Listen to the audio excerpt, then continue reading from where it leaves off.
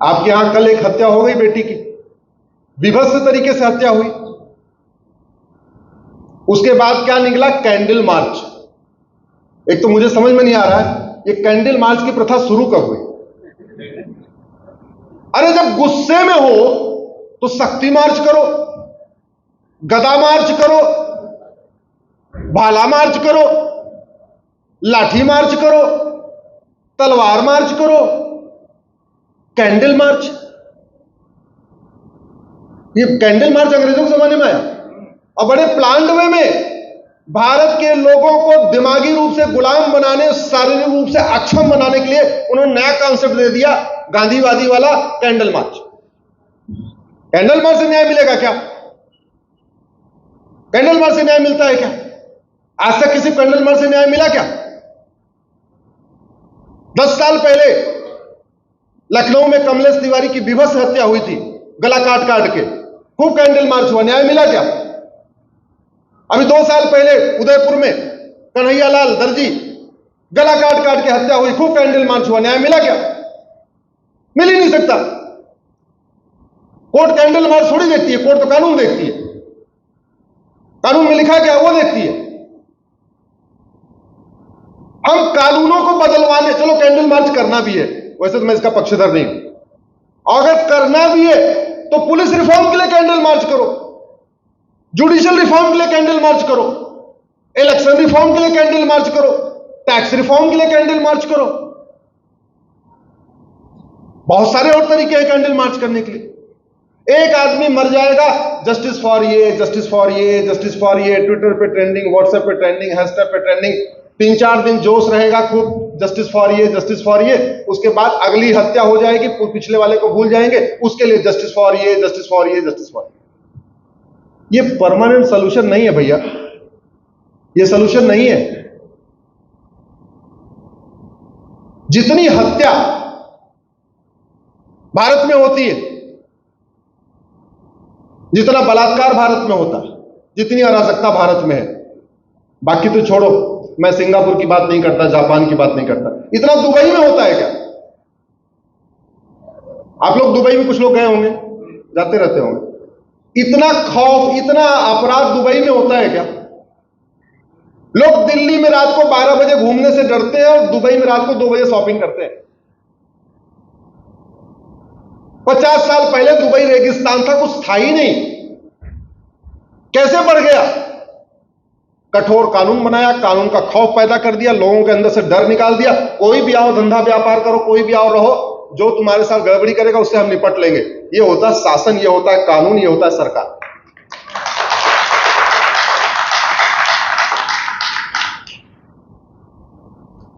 मेरा मानना है कि सबसे पहले जिन देशों में शांति है, आप उठा के देख लीजिए, गूगल करिएगा करप्शन परसेप्शन इंडेक्स या गूगल करिएगा रूल ऑफ लॉ इंडेक्स, तो आप उसमें टॉप 10 कंट्रीज को देखिए। उसमें न्यूजीलैंड आएगा, डेनमार्क आएगा, फिनलैंड आएगा, जर्मनी आएगा, सिंगापुर आएगा। ये देश आएंगे जहां पे करप्शन भी बहुत कम है और अपराध भी बहुत कम।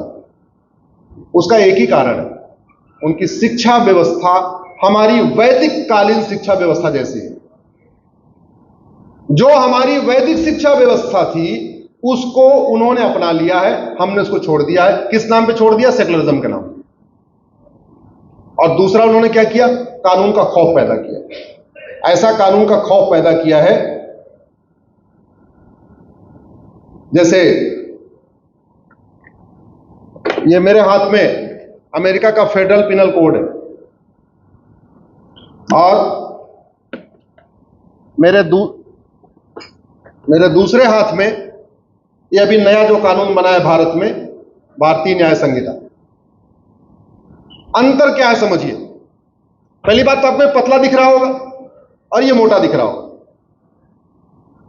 आप बताइए क्राइम कहां ज्यादा है, भारत में कि अमेरिका में?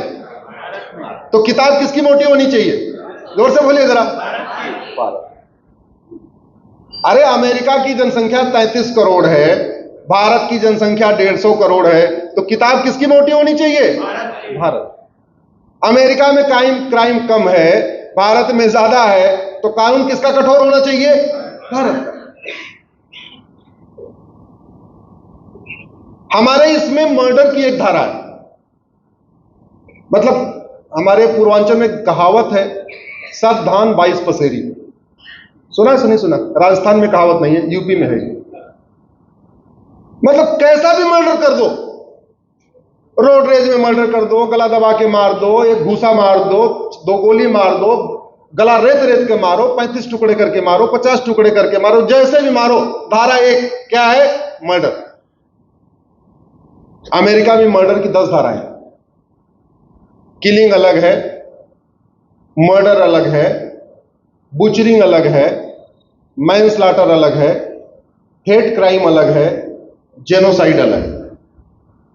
तो पहले जो मर्डर हुआ वो किस कैटेगरी का मर्डर हुआ वो पहले डिफाइन है। यानी जज चाह के भी किसी को कम सजा नहीं दे सकता, क्योंकि ऑलरेडी अलग अलग धारा है। यहां तो एक ही धारा है, इसलिए जज की मर्जी। सामने वाला बढ़िया वकील आ गया, कोई पूर्व कानून मंत्री आ गया, कोई भूतपूर्व गृह मंत्री आ गया, भूतपूर्व वित्त मंत्री आ गया, ऐसे बहुत सारे सुप्रीम कोर्ट में वकालत लोग करते, वैसे आ गया तो सजा थोड़ी कम कर दिया, कोई ढीला ढाला आया तो बढ़ा दिया।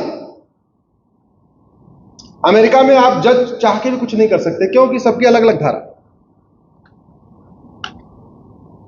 भारत में कन्हैयालाल का मर्डर हुआ है, उसके हत्यारे को ज्यादा से ज्यादा 50,000 रुपए की पेनाल्टी होगी मैक्सिमम, और आजीवन कारावास होगा। आजीवन कारावास का मतलब 14 साल। उस कन्हैयालाल की हत्या अगर अमेरिका में हुई होती तो वो केस फिट बैठता जेनोसाइड में, क्योंकि हेट क्राइम हुआ था ना, मजहब के आधार पर मारा था ना, जेनोसाइड किया। उसमें $10 लाख तो जुर्माना है, भारत के हिसाब से 8 करोड़ रुपए। चैप्टर नंबर 50 जेनोसाइड इसमें है।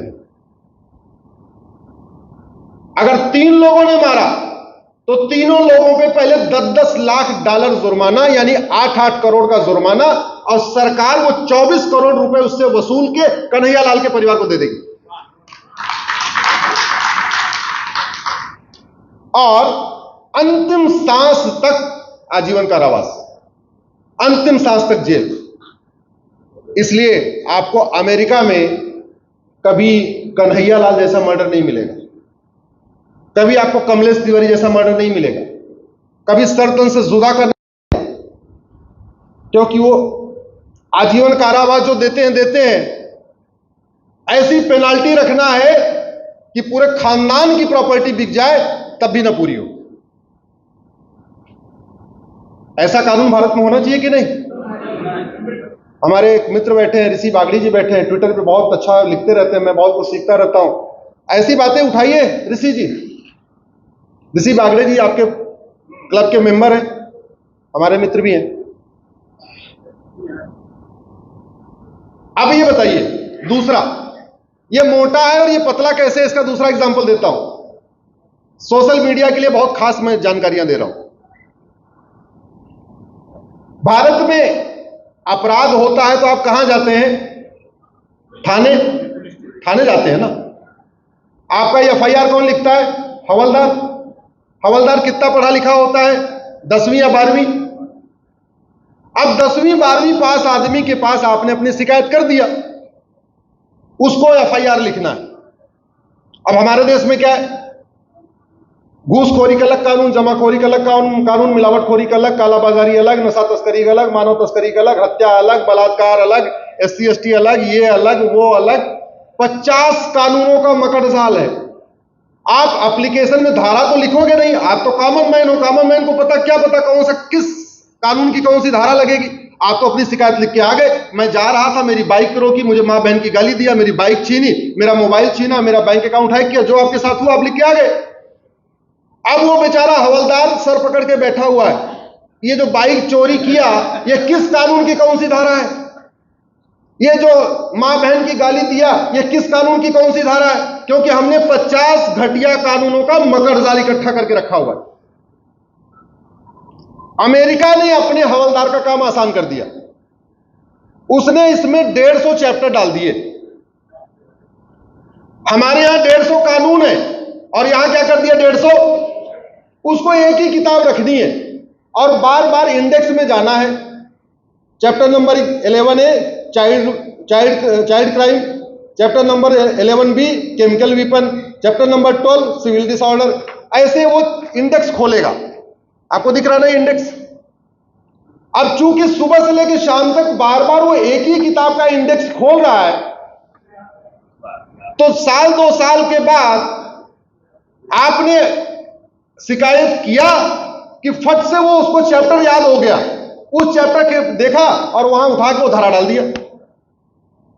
अब जब आपकी FIR अच्छी हो गई तो आपकी जांच भी अच्छी होगी, आपकी जांच अच्छी हो गई तो आपका ट्रायल भी अच्छा चलेगा। तो हवलदार के लिए भी ये कानून अच्छा है, इंस्पेक्टर जांच करने वाले के लिए भी ये कानून अच्छा है, सरकारी वकील के लिए भी कोर्ट एक ही किताब लेके जाना है, जज साहब को भी एक ही किताब खोलना है। तो सिस्टम कौन सा अच्छा है? एक कानून या 50 कानून? हमने कभी सोचा ही नहीं इसमें। हमने कभी सोचा ही नहीं कि हमारे देश में लोग सबूत के अभाव में बरी क्यों हो जाते हैं। हमारे देश में सबूत के अभाव में मुकदमा इतना लंबा क्यों चलता है। भारत में मुकदमे को देरी का सबसे बड़ा कारण जानते हैं क्या? झूठी गवाही। मुकदमों के बहुत बड़े बर्डन का कारण क्या है? झूठी शिकायत, झूठा हलफनामा, झूठा एफिडेविट, झूठी जांच। हमारे देश में झूठी शिकायत करना अपराध नहीं है, झूठा FIR लिखना अपराध नहीं है, झूठी जांच करना कोई सीरियस क्राइम नहीं है, झूठा एफिडेविट देना कोई सीरियस क्राइम नहीं है। बाकी तो छोड़ो, जज का गलत फैसला देना भी कोई अपराध नहीं। पुलिस झूठी चार्जशीट फाइल कर दे तो आपको सबूत के अभाव में बरी तो कर दिया जाएगा, लेकिन जिसने झूठी जांच किया उसको कोई दंड नहीं मिलेगा। डिस्ट्रिक्ट कोर्ट का जज पैसा लेके आपको सजा दे दे, हाई कोर्ट वाला आपको बरी तो कर देगा, लेकिन डिस्ट्रिक्ट कोर्ट वाले जज को कुछ होगा नहीं। यह समस्या है। हमारे देश में झूठ बोलना पाप तो है, लेकिन झूठ बोलना अपराध नहीं। दुनिया के बाकी देशों में झूठ बोलना पाप हो चाहे ना हो, झूठ बोलना बहुत सीरियस क्राइम है। और हमारे यहां केवल पाप है इसलिए पाप चल रहा है, वहां कानून कठोर है इसलिए पाप नहीं चल रहा है।